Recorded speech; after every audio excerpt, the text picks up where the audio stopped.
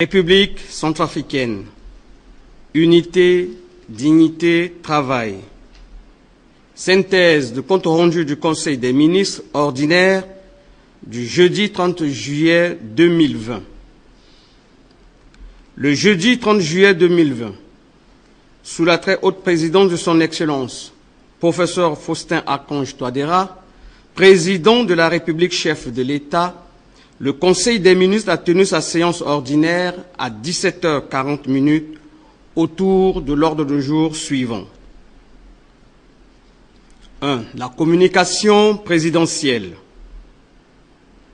2. Les dossiers à examiner. 3. La communication ministérielle. 4. Les divers. Au titre de la communication présidentielle, Son Excellence, Monsieur le Président de la République, chef de l'État, a informé le Conseil de sa participation en vidéoconférence à la 17e session de la conférence des chefs d'État de la Communauté économique des États d'Afrique centrale, en abrégé CEAC, tenue le jeudi 30 juillet 2020 autour des points ci-après. La présentation du rapport du Conseil des ministres pour la revue et l'adoption des recommandations. La nomination des commissaires. Pour la circonstance, Son Excellence, Monsieur le Président de la République, chef de l'État, était assisté de Madame le ministre des Affaires étrangères et des Centrafricains de l'étranger. Son Excellence, Monsieur le Président de la République, chef de l'État, s'est également préoccupé de la gestion des dons octroyés dans le cadre de la lutte contre la propagation du Covid-19. À cet effet, il a demandé au ministre de l'Économie, des Finances et de la Santé de beaucoup communiquer sur ces dons en vue d'informer la population centrafricaine, car certaines personnes disent qu'il y aurait détournement des dons reçus. Afin de lever tout équivoque sur ce sujet, Son Excellence, Monsieur le Président de la République, chef de l'État, a instruit les ministres cités ci-dessous de rendre public le nom des donateurs privés. Ceux dont les noms sont omis sont priés de se rapprocher du gouvernement pour leur insertion sur la liste des donateurs.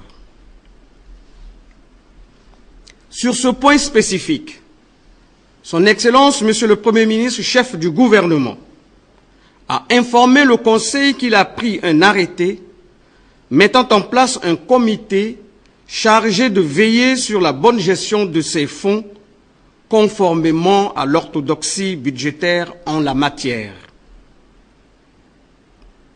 Prenant la parole à son tour, le ministre de l'Économie et du Plan et de la Coopération a précisé qu'un document relatif englobant 95% des donateurs est déjà disponible. Un rapport exhaustif sera mis à la disposition de tous nos concitoyens, a-t-il conclu. Au titre des dossiers à examiner, le Conseil a entendu successivement le ministre des Travaux publics et de l'Entretien routier sur le financement des coûts d'impact environnementaux et sociaux des activités du projet de facilitation des transports et du transit en zone CEMAC composante centrafricaine. Le ministre a indiqué que dans le cadre de la mise en œuvre du projet de facilitation des transports et du transit en zone CEMAC composante centrafricaine, financé par la Banque mondiale, il est prévu l'exécution des travaux de construction de la plateforme douanière de Béloko et des infrastructures de Pèze-Essieux au PK30, route Boilly. Il convient de noter que la Banque mondiale, qui a financé les travaux, ne prend pas en charge les frais liés à l'indemnisation des personnes affectées par la réalisation de ce projet. Pour cela, le ministre sollicite l'accord du Conseil pour que le gouvernement autorise la mise à disposition d'un budget de 25 50 850 francs CFA sur les ressources du Fonds d'entretien routier pour la prise en charge des effets d'impact environnemental et social identifiés dans le cadre de la réalisation de ces activités. Après débat, le Conseil a marqué son accord tout en instruisant le ministre des Finances et du Budget de prendre toutes les dispositions nécessaires pour que ces fonds soient mis à la disposition du ministère des Travaux publics et de l'entretien routier. Le ministre de la Santé publique et de la Population, sur le projet de construction d'un hôpital dédié au traitement des grandes endémies. Le ministre a indiqué que, dans le cadre de la riposte contre les grandes endémies, le gouvernement a inscrit dans le collectif budgétaire pour l'exercice 2020 la construction d'un centre hospitalier pour le traitement des maladies endémiques. Le site retenu est le centre des lépreux situé sur la route de Damara. Il convient de noter que le coût global de ce projet s'élève à 8 250 000 francs 632 576 000 francs CFA sur 2 ans, dont 4 276 186 276 francs CFA représente le coût de la construction et 3 974 466 300 francs CFA pour les équipements. La construction et l'équipement de l'hôpital spécialisé qui seront réalisés par l'entreprise chinoise Shanxi Construction Evertomp Industriel, couvrant une durée de 14 mois. Ce centre qui sera dédié à la lutte contre les grandes endémies et doté des plateaux de haut niveau permettra de réduire le nombre élevé des évacuations sanitaires qui coûtent trop cher à l'État. À cet effet, le gouvernement a déjà mobilisé 4 milliards de francs CFA. De ce qui précède, le Conseil a estimé que c'est un bon investissement dans le domaine de la santé et a instruit le ministre des Finances et du Budget de tout mettre en œuvre pour recueillir l'avis de non-objection auprès de la Direction générale des marchés publics. Par ailleurs, le Conseil a marqué son accord pour la construction du dit hôpital. Au titre de la communication ministérielle, le ministre de la Santé et de la Population a présenté au Conseil l'état de la propagation de la pandémie coronavirus en République centrafricaine. Le ministre a précisé que dans le cadre de la lutte contre la propagation de la pandémie du Covid-19 en République centrafricaine, la situation épidémiologique à la date du 29 juillet 2020 se présente comme suit. 29 431 personnes testées à ce jour, 0 nouveaux cas confirmés le 29 juillet 2020, 5 cas cumulés confirmés, dont 1236 cas de sexe féminin et 3369 cas de sexe masculin ont été enregistrés depuis le 14 mars 2020. 1133 contacts suivis devenus positifs depuis le début de l'épidémie. 1500 cas guéris, 59 décès, parmi lesquels 12 en milieu hospitalier et 47 en milieu extra-hospitalier ont été observés. 246 appels reçus par la ligne verte 1212, dont 207 renseignements et 39 alertes pour la journée du 29 juillet 2020. 4049 cas de contamination locale et 556 cas d'importation. Après cette présentation, le Conseil en a pris acte. Au titre des divers, le ministre des Finances et du Budget a informé le Conseil sur les préparatifs de la cérémonie de pose de la première pierre de la plateforme des douanes de Béloko. Il s'agit d'un ensemble comprenant les bureaux et logements du personnel déployé dans la zone.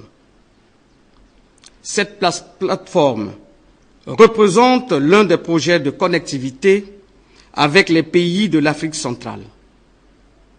Elle symbolise également la restauration de l'autorité de l'État par la présence massive des cadres qui y travailleront à plein temps afin de donner une solennité importante à l'environnement.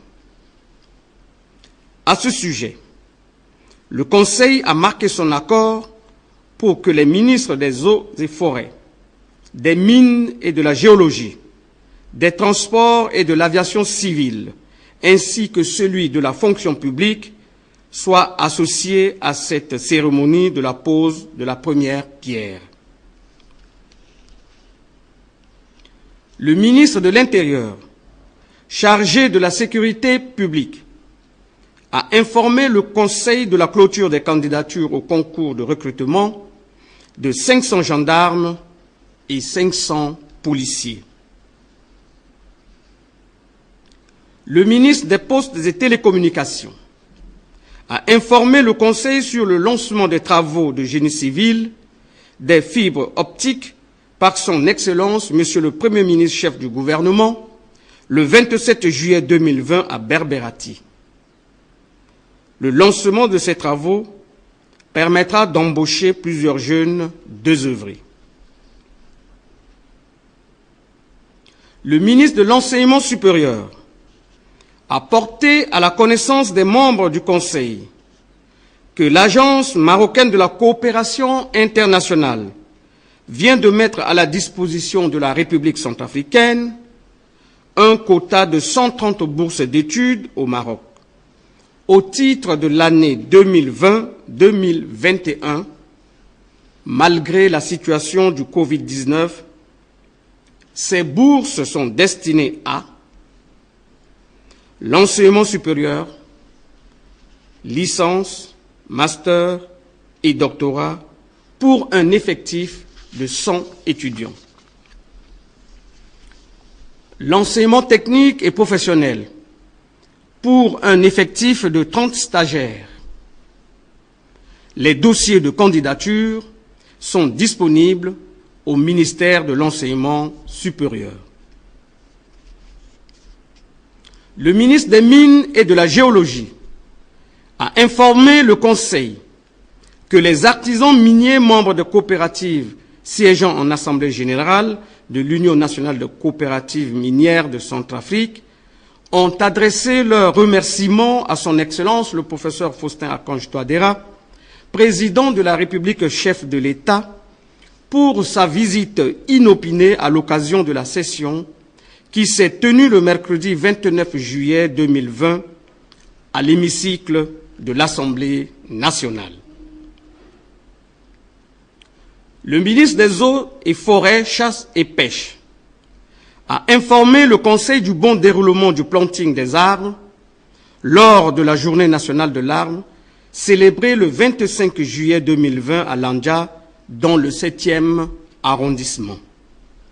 Le ministre délégué auprès du ministre chargé du désarmement, démobilisation, réintégration et rapatriement a rendu compte de la mission qu'il a effectuée du 23 au 28 juillet 2020 à Bria, en prélude à l'opération du désarmement dans cette localité.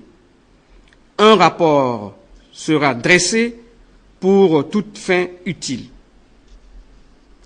Le ministre des Finances et du Budget a informé le Conseil du bouclage du processus de la vente du camp BSS aux États-Unis d'Amérique. L'ordre du jour étant épuisé, Son Excellence, Monsieur le Président de la République, chef de l'État, a levé la séance à 19h40. 21 juillet 2020, pour le ministre chargé du secrétariat général du gouvernement, le ministre de la fonction publique, Jean-Christophe Nginza. Je vous remercie.